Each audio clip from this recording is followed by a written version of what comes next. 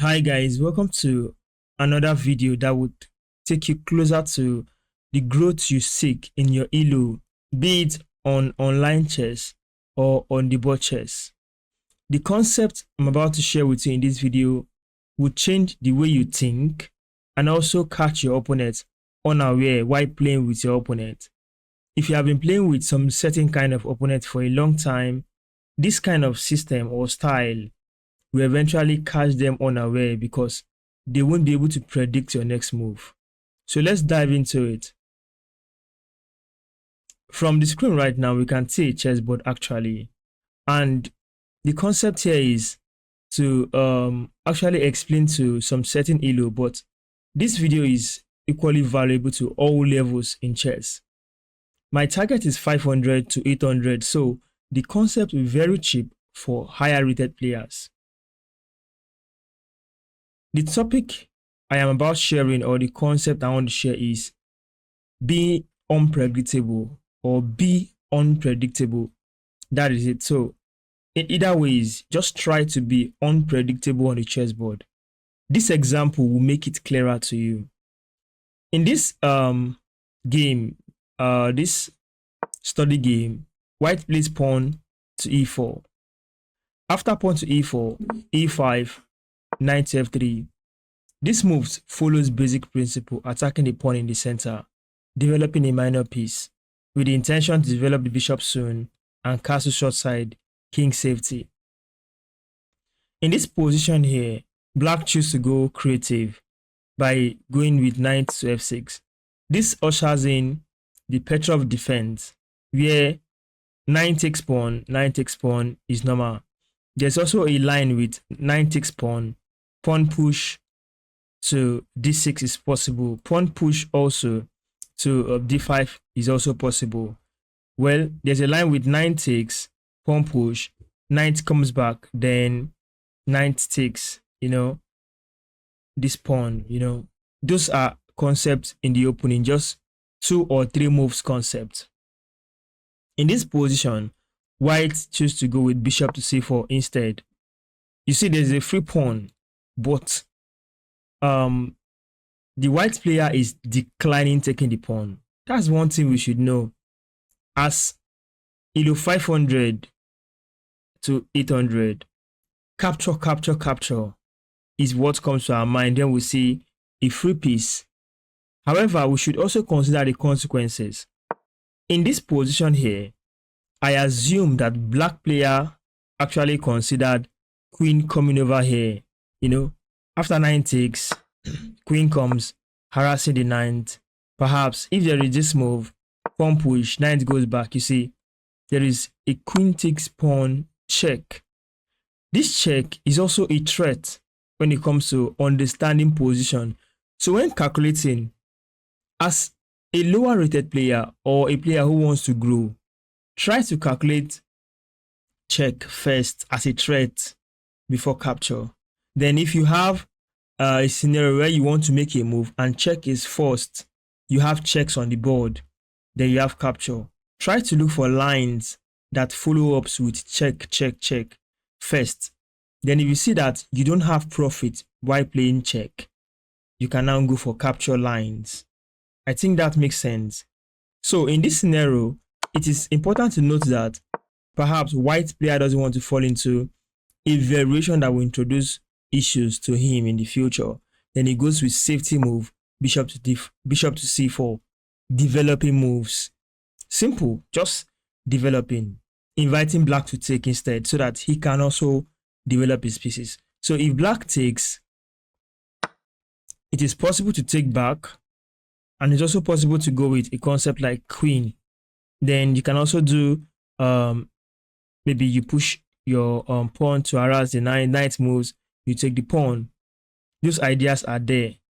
Then there is also a line perhaps with bishop takes pawn check, king takes, knight takes pawn, we check. You have done something to the king, taking away the castling right and exposing the king. Then your queen is coming. These are concepts.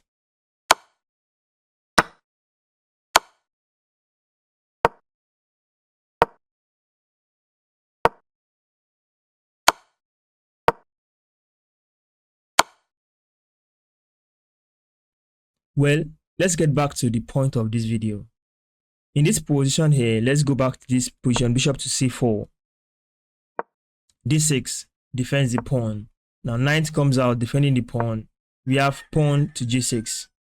After pawn to g6, knight to g5. Now look at this. The bishop and the knight attacks f7. These are beginners' maxims. Beginners play this all the time. Let's counter this move. Let's work against knight coming over to this square and harassing this. What should you have done? Let's address this pawn on f7. As black player, if you are the one playing black, how do you prevent white from executing the plan of knight to g5? You know, in the game, g6 was played, which enables knight moves to that square. So let's take it 2 moves back. This was the move. Knight is coming. Let's assume knight is coming. So being unpredictable is also in defense when it comes to defending in certain positions. Because you know that you are in a certain elo and this kind of position is bound to happen to you with bishop on c4 and knight to g5, then combo against f7. Which move stops knight to g5? Instead of going for pawn to g6, why not go for pawn to h6? Just observe other games, like the games of stronger players. You will see pawn to h6 in positions like this, surely because you don't want the knight to come and pick this pawn. If the knight can get to that square, aside from picking the pawn, there can be a lot of problems. So being unpredictable in the sense that you've studied this material, instead of playing your usual line, the line that you are known with, you tweak your moves to make your opponent surprised and shocked. That's the value. Now let's continue with g6, which we just kick against in this see the setup. Just look at it. Maybe black is trying to do this and castle the short side. However, after knight to g5, there's a problem which needs to be addressed immediately. The pawn is now attacked twice. This now made black to play bishop to e6. So h6 would have prevented, then h6 will have avoided this particular problem in this sector. So in the position here, well, bishop takes, pawn takes, knight takes, attacking the queen and the bishop. See, in this position here, this is where my idea came into play. This is where I choose to draw inspiration to create this video, where I actually wanted you to understand why you need to be unpredictable when attacking. There is unpredictability in defense and there is unpredictability in attack. And you can do the two at the same time. It is possible. It's called double attack, where you play a single move to achieve two purposes. In this case here, as black player, he wants to keep the most valuable piece in the game and safe. So he will go for queen to e7. Queen to e7 secures the queen and still protect this pawn. Well, in this position, we have a move that sounds like a prediction. It's a move that keeps the suspense and gives us the advantage. Then it keeps the opponent in the dark. And that move, can you see it? You can pause this video from here and try to figure it out on your own. However, I'm still going to show it to you in the sense that, you know, this knight is almost trapped. Almost. Because if you consider coming back to d4, pawn takes. If you consider coming back here to f4, pawn takes. Okay, we have a safety square, which is pawn to knight to g5. Yes, that's safety. Then knight can go ahead to take the bishop. It's still a good idea. However, this concept is what 500, 600, 700 we easily want to play, because I keep saying defense before attack, defense before attack. So let's put something in between.